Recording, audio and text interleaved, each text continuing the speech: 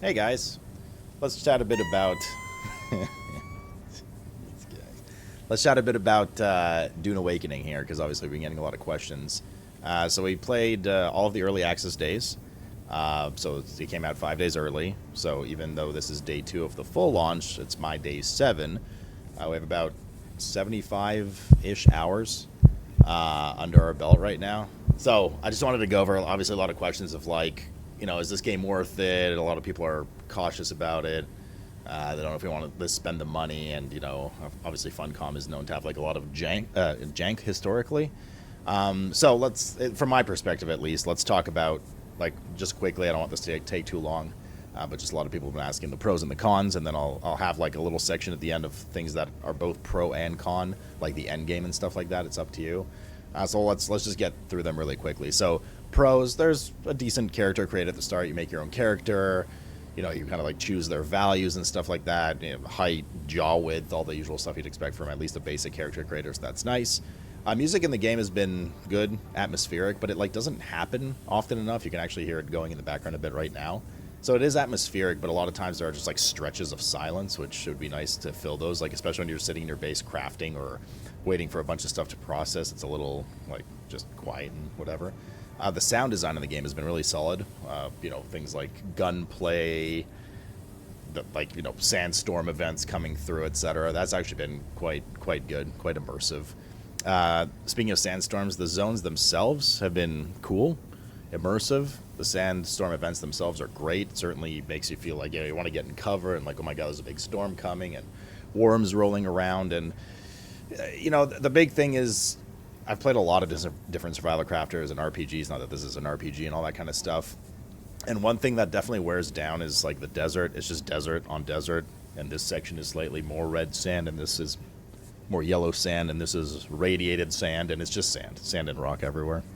Obviously, because of the Dune lore and desert planet Arrakis and all that kind of stuff. So, if that's something that gets to you, there's not really much ocular relief from desert. It's just mostly desert. There's like some underground labs and stuff you go to where there's like a bit of plant life and that kind of stuff, but mostly it's just desert. So you do spend a lot of time traveling and ultimately flying once you get your ornithopter and things like that, but you do like there's not a big visual break a lot of the time from just sand and brown and yellow and orange. So that is a thing to mention. They did the best they could with that information. There are varied areas like more rock, taller rock, different types of rock, caves and stuff to explore, but it's just desert. That being said, the exploration's been like okay. It's not the most rewarding exploration in the world. It's more so the exploration that you get rewarded with is really just finding like nice kind of dense areas of whatever metal or ore you need to harvest at the time. That's like most of the exciting stuff. But you're not like, it's not again like RPG style where you find like some cool cave and in it's like some insane legendary loot. And a couple people have said they found like a corpse in the middle of nowhere that had like a legendary or a unique pattern on it, which is cool. But for the most part, your excitement and exploration is just finding really rich, efficient areas to farm in. So if that does it for you, that's cool. The crafting and gathering for me, because I'm into that kind of grind, are definitely the highlights of the game and what has got me hooked at the moment. So I'm very much into like the efficiency of, well, just what I mentioned, finding a lot of nodes out and finding efficient ways to get there and get back, and planning what to farm and when and where and which stuff to queue at your base, so that while that's processing, you're turning iron into iron ore, whatever. You're farming for something else, like you might need water. So that balance of stuff usually has me entertained in like survival crafters, and this one actually does it quite well. So that's like the gameplay loop of the crafting and gathering of the survival crafter is quite solidly done in this game too. And like I said, if you like to grind in these kind of games, then this is probably something you'd like a lot. Outside of just needing to go out for materials in different bases that you can only get from like POIs with different mobs there, like certain components only come from chests. Then you have to go, you also go out and grind for different types of ore and, later on spice and, flour and all that kind of stuff.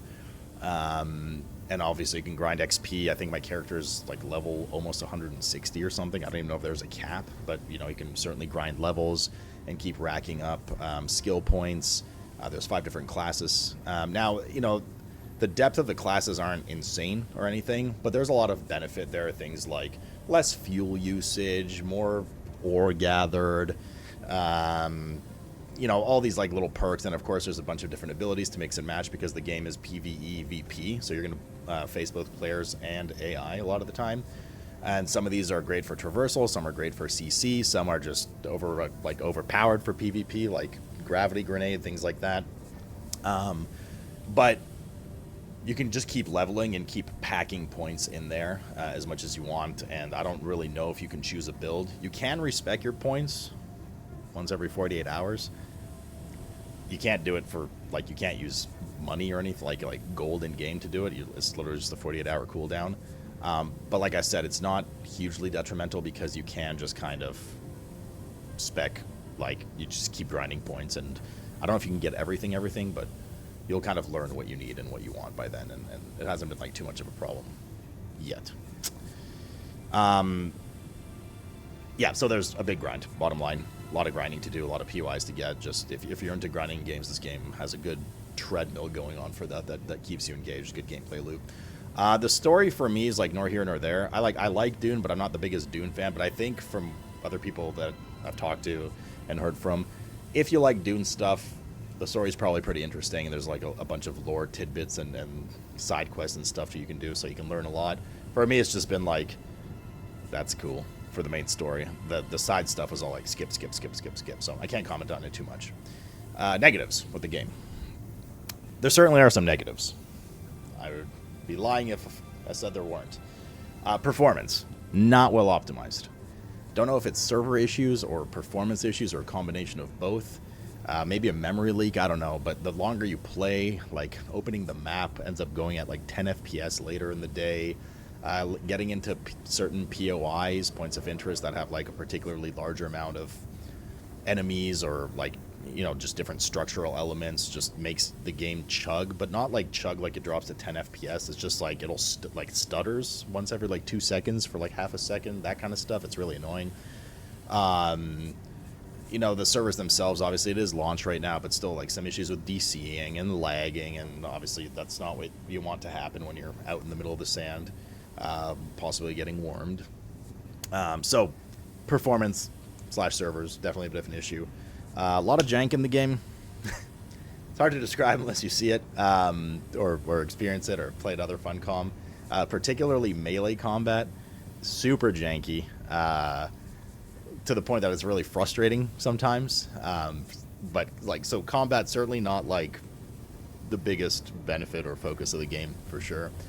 And some other janky stuff, there's no snapping elements when you build. I'll get to building in a bit. When you build your base, there's no grid element, or there's snapping of walls, but you can't since there's no grid element, you can't put your line up a row of storages nicely together, things like that. So that'd be nice, hopefully, to implement in the future.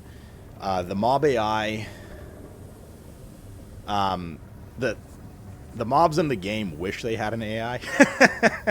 it's really bad. Things like mobs, going behind mobs and shooting them 4 times in the back of the head, they don't do anything, or then they react after the 3rd shot. Mobs running behind to take cover, but really their head is poking out while they sit there, and they're you'll never find me, and then you just shoot them in the head anyway, point blank. I made a TikTok video a few days ago of a melee mob literally walking in circles around me for 2 minutes, and then finally I was not moving, I did not have my hands on the keyboard and mouse, and then it tried to stab me and missed. I was immobile, and then after missing, it casually walked away and sheathed its weapon as if I had disappeared, and then I went and stabbed it and back and killed it. So mob AI is just, it ain't it. If you're looking for a rich, in-depth PvE experience for combat, you've come to the wrong place currently.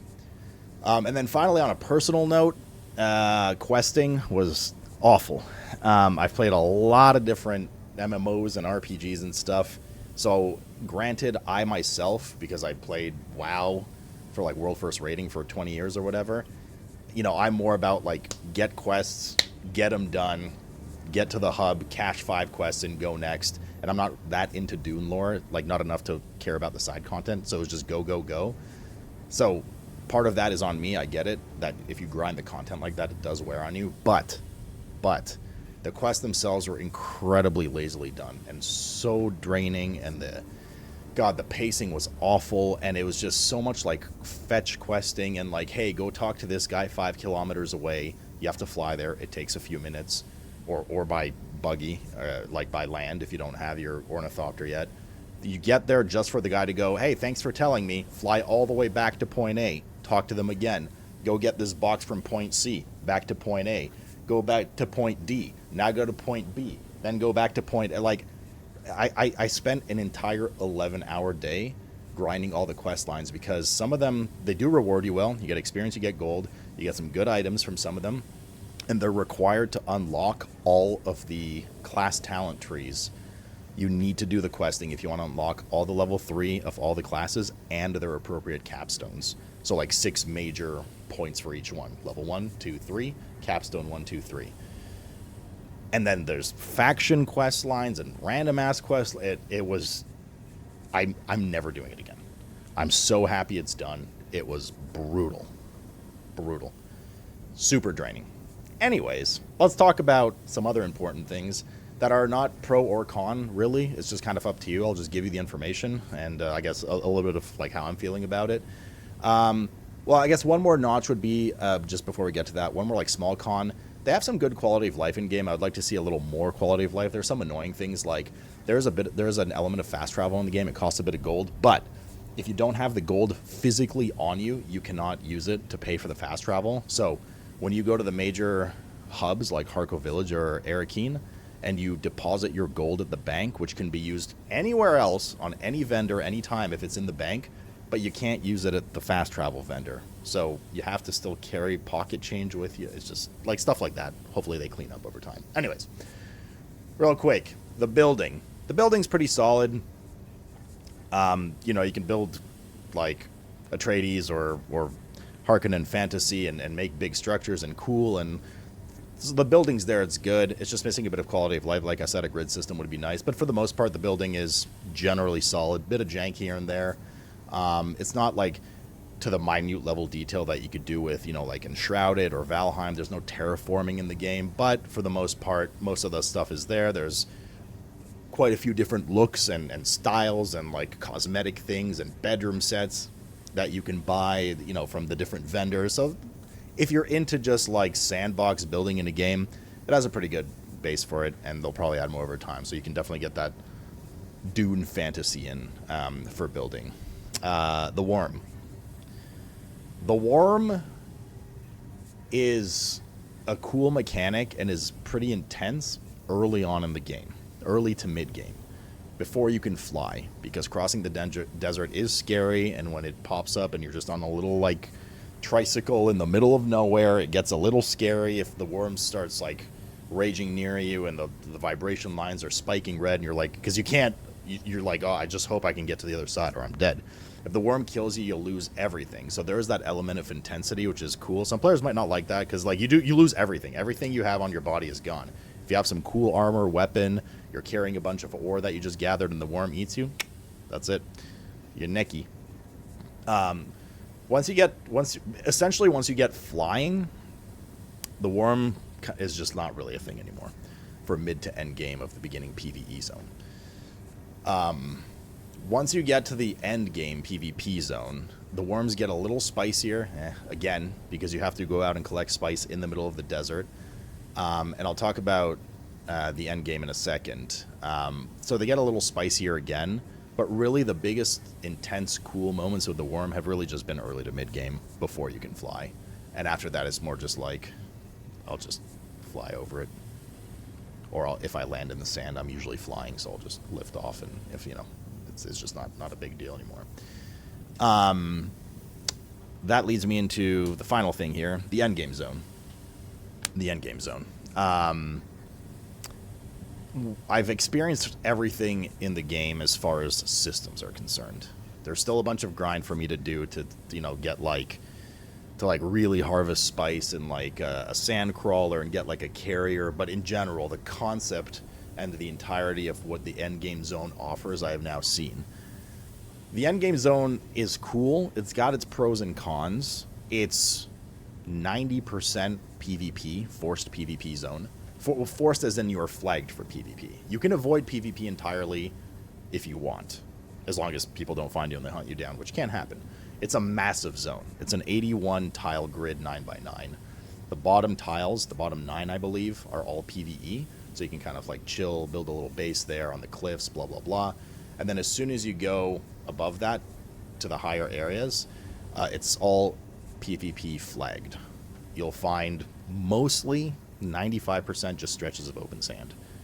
Probably a little too open for my liking, because it's only really at the kind of top ranks, like 8 and 9, or like GHI kind of area, because it's letters for rows, that you will find most of the stuff you need. Most of the new ore, chances of finding bigger spice areas for worm harvesting, things like that. So that kind of middle section of like B to F is a little too empty. There are some islands you can land on. There's a couple of labs with like really like tougher endgame PvE mobs, kind of intended for like 3 to 4 players probably, especially if you're going there with T4, T5 stuff.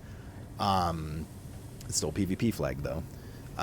So there are those kind of islands, but for the most part, you're just flying, man. You're just gliding over massive stretches of sand that are uninteresting to you, 20 kilometers to the north, just so you can get to the good stuff. So I would like to see a little more density, even if it's just islands with like little ship crashes, the lab areas, even just islands just to harvest whatever, right? Like the titanium and stuff like that would be nice. It's just a little too empty. Now, that being said, there's a big difference right now in the end game with a degenerate like myself that has grinded for 7 days and gotten to the end game when other people are just starting their journey on day 2, or maybe taking it slow even if they played early access and are maybe just now building their ornithopter. It's going to be a different story in like 2 to 3 or like 1 to 2 weeks from now, when a lot of people are at endgame, because it houses up to 300 people in that zone. Right now it's just very formulaic. Fly out to the end, land, farm sand, worm alert, get in your ornithopter, fly up, wait for the worm to go away, land again, farm sand, farm spice, go fill up your cargo completely, 20 kilometers back south, drop everything back off in the PvE starter zone, Haga Basin, rinse, repeat. Other players have popped in a couple of times, just fly away. There's 50 other spice areas now. Like, rarely, like, will they chase you down? We had Mr. Rob got chased down and killed earlier. It's very rare right now. We did go in one of those underground labs yesterday. We spent like 30 minutes two-manning like this high-level dungeon only for 6 players to come in and 6v2 us and take all our loot. A little frustrating. That's what you sign up for in the PvP zone. There's ways I would have changed that, because you could respawn right outside the room. They can come in and kill you, but blah, blah, blah. So you're going to have these moments of... It's not like a catered, balanced PvP scenario. It's really just who has the biggest numbers. You're going to get camped. You can do the camping. You can be the annoying one. You're going to have annoying stuff happen to you. Or you can just safely, entirely, especially at off-peak hours, fly around, gather what you need solo, and go back to your base and avoid PvP altogether as much as you can. So the end game zone has been like fun, but it's going to evolve over time. It's been like fun, but also just kind of boring, just because of the stretches of land and stuff. It's fun gathering the new materials in the same crafting gathering loop that I'm addicted to in the game. But also it's just fly 20 kilometers, pick up some shit, hope you don't get PvP'd, or PvP someone if you're feeling in an asshole mood. Drop your stuff off, come back, rinse, repeat. Final note I want to add, because I mentioned it, solo versus co-op. I got this question a lot. I have played the entire game solo currently. All of the beginning, Haga Basin area, which is the PvE area, which houses up to 50 people for the first like 40, 50 hours, all solo, collected everything myself, my own base, whatever. I'm in Discord with the homies and hanging out with them while they build their base. I opted not to build with them because I just wanted to experience it myself. And I've basically kept pace, if not passed them in some areas. They passed me in a couple areas. But what my point is, you were not really substantially slower playing solo versus group, unless it was like a really hardcore group. They really like dug into optimizing like their assignments. For the most part, I was moving at the same pace as they were. And now that we've gotten to the end game, every material that exists in Endgame, I have now been exposed to and can be harvested solo. You can play the entire game solo. However, as soon as you get to that T6 Endgame Deep Desert PvEVP area, you can do it solo, but it is a fair bit less efficient, right? Because you're running around basically in like a scout, maybe an assault ornithopter, whereas if you get a group with a carrier, with like a sand crawler, you know, like the power in PvP at the end game comes in numbers. So if you're alone, good luck getting like, you know, 6v1, your stuff stolen. Sometimes it might happen. Whereas if you're the one in the group, it's, you know, you can muscle other people, take their stuff. So you can absolutely do everything in the game solo. You just might, the likelihood of running into frustrating PvP gangbang scenarios, or the speed at which you like harvest and kind of do these, like I said, like boring stretches of flying 20 kilometers, that's probably going to be more common for you because you're trying to avoid everything and just, you know, sneakily do stuff by yourself, and you can only carry so much alone. But you can absolutely do it. There's nothing that is hard locked from you currently in the game that I've experienced, in terms of collecting materials and that kind of stuff that you can't do solo. You can do everything. There's some stuff that you can't really do solo, like get a carrier and use a sand crawler and stuff. You might be able to, but it's a huge pain in the ass. But that is just a more efficient mechanism of harvesting spice, which again you can do solo. So everything can be done solo. Some of it is just very either tough or much slower to do. Okay.